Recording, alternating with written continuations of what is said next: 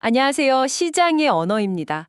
공부하면 부자가 될 수 있다. 참 희망적인 말인데 요즘 2030 세대 사이에서는요, 이 믿음이 오히려 독이 되는 경우가 있다고 합니다. 특히 제가 한 청년의 사례를 듣고 정말 충격을 받았는데요. 부동산 강의랑 컨설팅에 3년 동안 2천만 원을 쏟아부었는데 남은 건 1억 4천만 원의 손실과 빚뿐이었다는 거예요.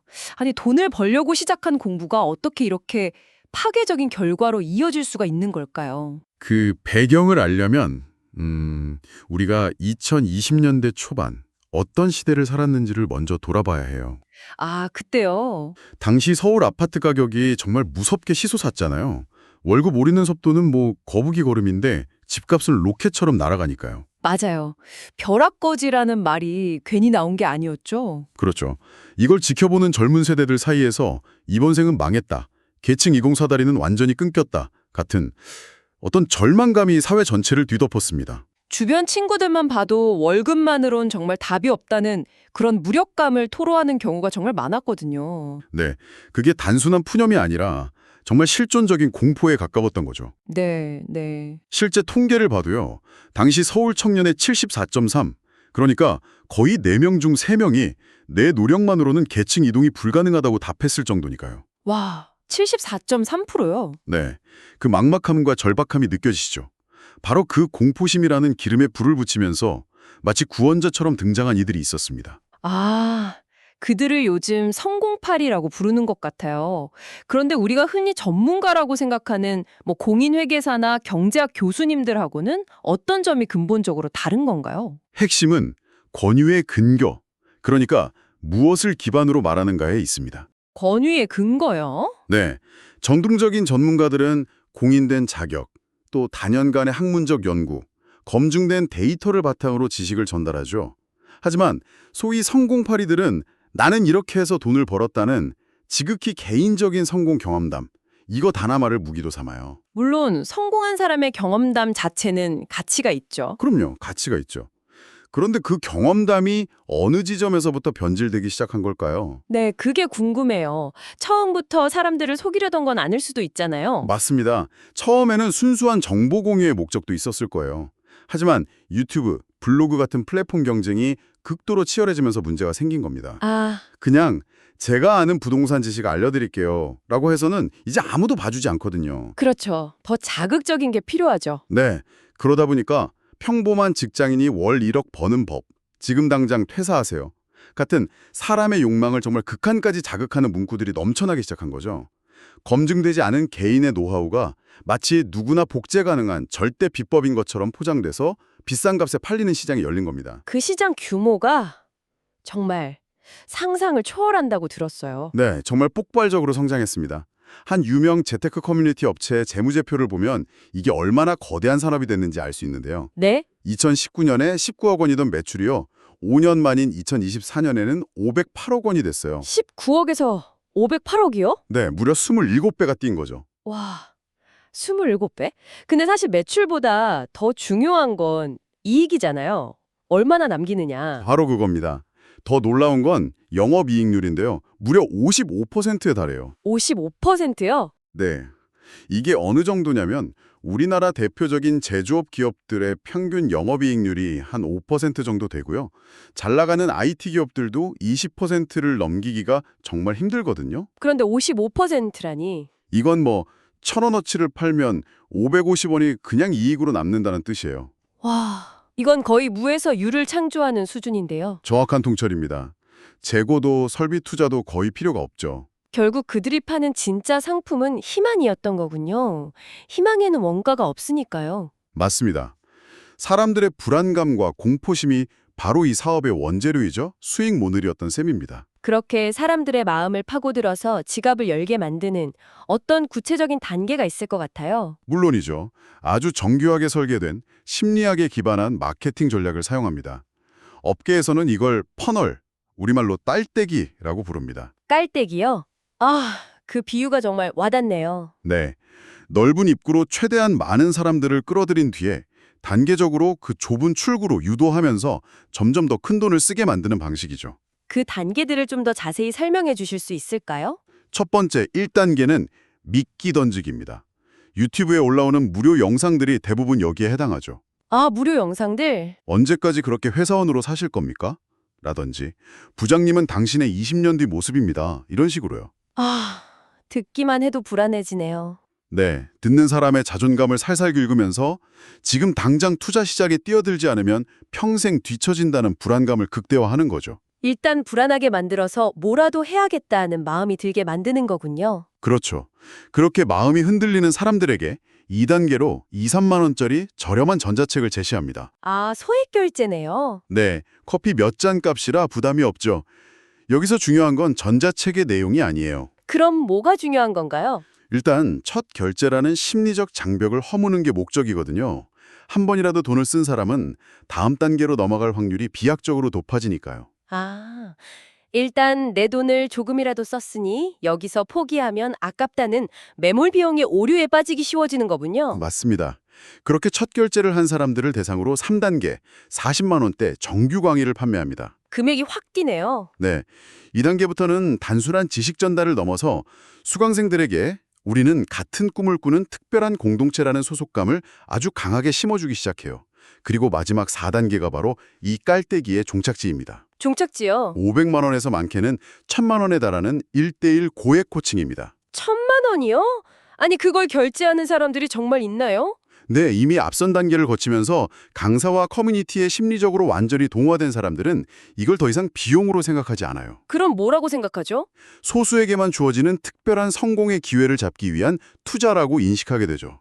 그래서 심지어 대출을 받아서라도 결제를 하는 경우가 생기는 겁니다. 와, 정말 한 번 발을 들이면 빠져나오기 힘든 개미지옥 같은 구조네요. 맞습니다. 말씀을 듣다 보니까 그분들이 주말마다 단체로 버스를 대절해서 지방 아파트를 보러 다니는 임장 활동을 아주 열심히 한다는 게 떠오르네요. 바로 그 지점이 커뮤니티를 이용한 락인 효과, 즉 가두리 효과의 핵심입니다. 가두리 효과요? 네, 강의업체들은 수강생들을 여러 개의 조로 나누고 그 안에서 무보수로 봉사하는 조장이나 반장 같은 직책을 만들어요.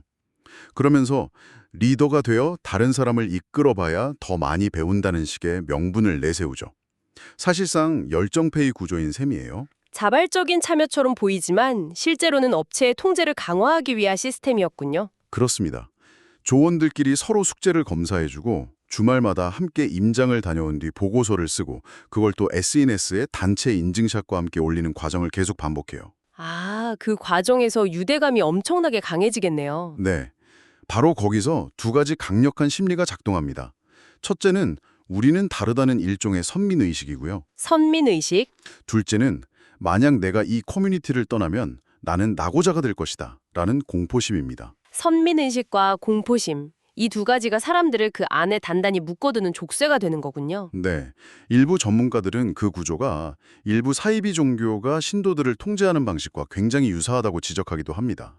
이성적인 판단을 마비시키는 거죠. 그렇게 열심히 활동했는데 왜 처음에 언급했던 그 청년은 결국 1억 4천만 원이라는 빚만 떠안게 된 걸까요? 문제의 핵심은 그들이 맹신했던 투자 공식 자체에 있었습니다. 공식이요? 네, 강의에서 공통적으로 가르쳐준 전략이 바로 우리는 돈이 없으니 지방 소도시에 저렴한 아파트를 전세를 끼고 살아 라는 이른바 소액 갭 투자 전략이었거든요.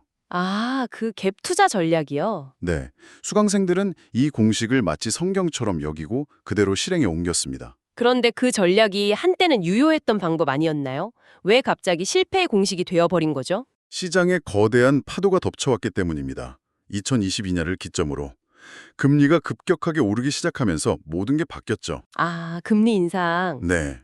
대출 이자 부담은 눈덩이처럼 불어났고 동시에 얼어붙은 시장에 전세 수요가 급감하면서 전세값이 폭락하기 시작했습니다. 집값도 떨어지고 전세금도 같이 떨어지는 최악의 상황이 온 거군요. 네.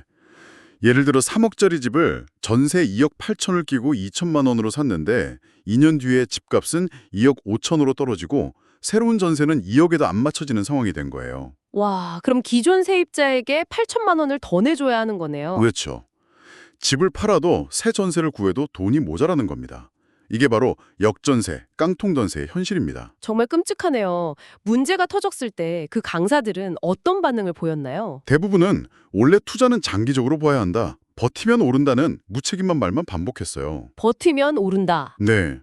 더 심한 경우에는 수강생들의 연락을 피하거나 아예 커뮤니티를 폐쇄하고 잠적해버리기도 했죠. 모든 책임은 오롯이 수강생 개인의 몫으로 남겨진 겁니다. 그렇다면 이 강사들이 가르쳐준 방법이 처음부터 의도적인 사기였다고 봐야 할까요? 아니면 다른 이유가 있을까요? 저는 두 가지 측면에서 분석해야 한다고 봅니다. 첫째는 과거의 정답을 현재에 무리하게 적용한 문제예요. 과거의 정답이요? 이 강사들이 본인들의 성공 신화를 썼던 2015년에서 2016년은요. 전세가율이 정말 역대 최고 수준이었어요. 말 그대로 갭 투자의 황금기였죠. 아, 그때는 정말 2, 3천만 원으로도 집을 살 수 있었죠. 맞습니다. 그들의 성공은 실력이라기보다는 시대가 만들어준 운에 가까웠을 수 있어요. 그런데 지금은 상황이 완전히 다른데도 그 낡은 지도를 그대로 쓰게 한 거죠. 그리고 더 본질적인 두 번째 문제가 있다고요? 네, 바로 리스크의 비대칭성입니다. 이 구조의 가장 핵심적인 모순이라고 할 수 있습니다. 리스크의 비대칭성? 조금 어렵네요. 한번 생각해 보세요. 강사는 수강생이 돈을 벌든 잃든 아무 상관이 없어요. 강의를 파는 순간 수강료라는 확정된 수익을 얻으니까요. 강사에게 리스크는 제로입니다. 아, 반면 수강생은 어떤가요? 투자 실패로 인한 원금 손실, 불어나는 대출 이자, 모든 리스크를 100% 혼자 짊어져야 합니다. 그러네요. 이건 애초에 공정한 게임이 아니었군요. 명백히 기울어진 운동장이네요. 바로 그겁니다. 그렇다면 이런 위험한 게임에 빠지는 대신 우리는 뭘 해야 할까요? 현실적인 대안이 궁금합니다. 가장 먼저 우리 마음속에서 버려야 할 것은 조급함이에요. 조급함이요? 네.